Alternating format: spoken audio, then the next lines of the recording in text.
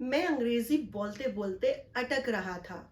वह नाचते नाचते रुक रही थी। तुम खेलते खेलते थक रहे थे। इस तरह के सारे सेंटेंसेस को इंग्लिश में कैसे बोला जाए, सीखना चाहते हैं तो आज का ये वीडियो आपके लिए बहुत यूजफुल होने वाला है। Hey, this is Priyanka and you are watching my English channel. So हर बार की तरह without further ado let's begin. यहाँ पर मैंने कुछ सेंटेंसेस लिखे हैं जिनको दिन भर में आपने बहुत बार बोला होगा, किसी को बोलते हुए सुना होगा। हिंदी में बहुत इजीली हम बोल लेते हैं बिना सोचे समझे। रीजन क्या है? हम हिंदी में बड़ा इजीली बोलते हैं क्योंकि हम बचपन से बोलते आ रहे हैं। इंग्लिश में इनको कैसे बोलना है बहुत परफेक्टली अगर सीखना चाहते हैं तो वीडियो में आपको एंड तक बने रहना है। देखिए, हम खाते खाते बातें कर रहे थे। इन सब सेंटेंसेस में अगर आप नोटिस करेंगे तो कोई दो काम हो रहे हैं। देखिए, खाते खाते बातें, बोलते बोलते अटकना, खेलते खेलते पानी पीना, गाना सुनते सुनते दौड़ना और दौड़ते दौड़ते रुकना। हर एक सेंटेंस में कोई दो काम हो रहे हैं। ठीक है, इस तरह के सेंटेंसेस का स्ट्रक्चर क्या होगा, कैसे इनको इंग्लिश में बनाएंगे, आइए सीखते हैं। देखिए, सबसे पहले हम एज यूजुअल हर एक सेंटेंस में सबसे पहले सब्जेक्ट का यूज करते हैं। वैसे ही आप यहाँ पर इसमें सब्जेक्ट का यूज कर देंगे सबसे पहले, उसके बाद आप यूज करेंगे।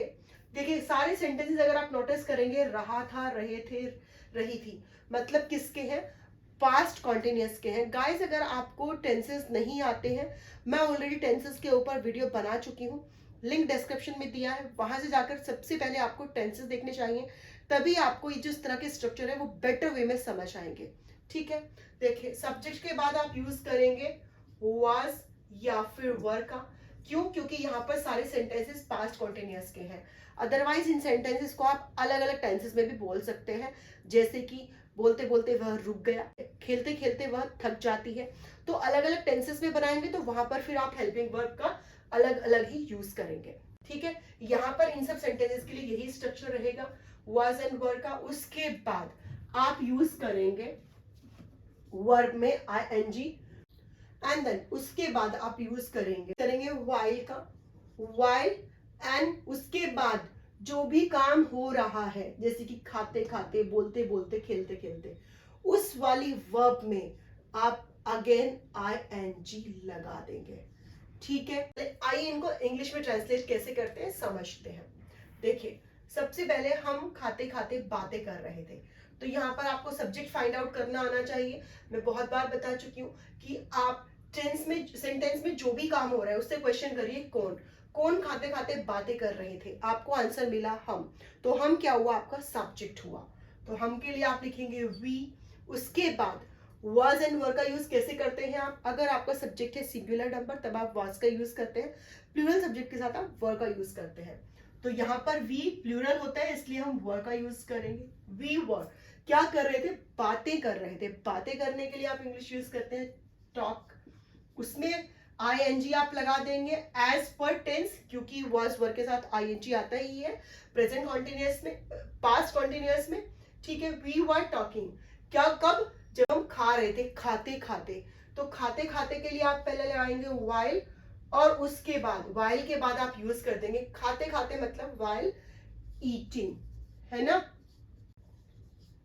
आप इसको वाइल हैविंग आवर फूड भी लिख सकते हैं, वाइल हैविंग आवर मील भी बोल सकते हैं, वाइल ईटिंग भी बोल सकते हैं। ठीक है, देखिए, यहाँ पर इसी स्ट्रक्चर को अगर मैं आपको बोलूं कि सबसे पहले आप यूज कर दीजिए वाइल ईटिंग का, और उसके बाद इस वाले सेंटेंस को एज इट इज पीछे ले जाइए, तब भी ये इनकरेक्ट नहीं होगा। कुछ लोग इसको ऐसे भी बनाते हैं, कैसे? जैसे कि वाइल ईटिंग, हल्का सा कोमा, लिटिल पोज, उसके बाद वी वर टॉकिंग। ठीक है, ऐसे भी आप बना सकते हैं।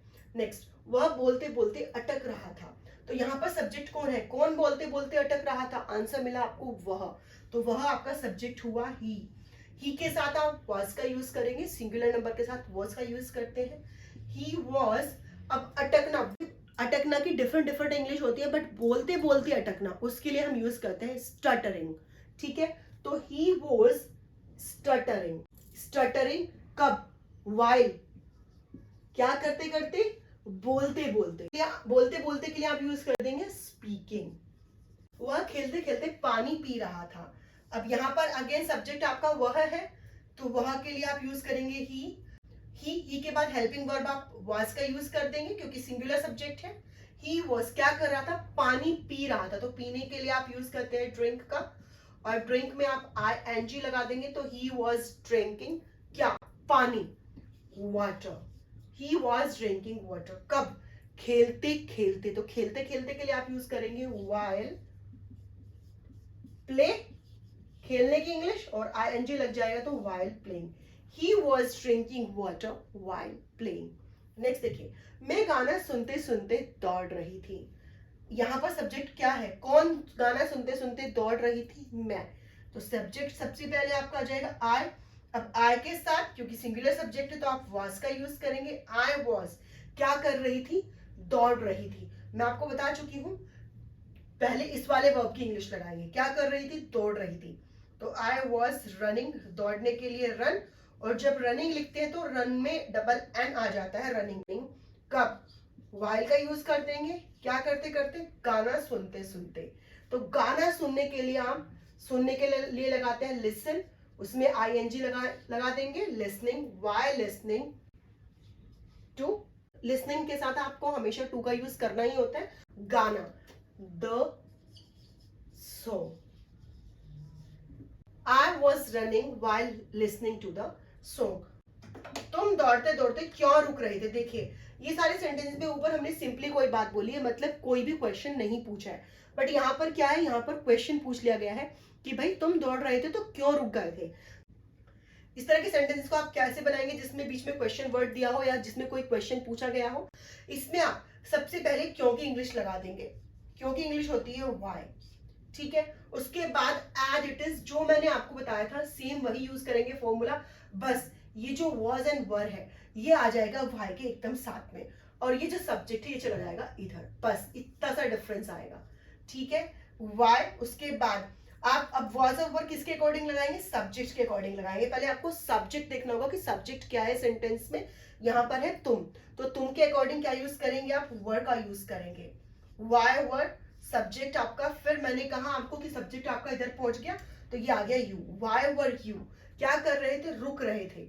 स्टॉप, उसमें लगा देंगे आप ING। Why were you stopping, कब, दौड़ते दौड़ते। तो दौड़ते दौड़ते के लिए आप यूज करेंगे while रनिंग, RUN। मैंने बताया जब आप रनिंग लिखते हैं तो डबल एन का यूज करते हैं, और आपको क्वेश्चन मार्क लगाना नहीं भूलना है।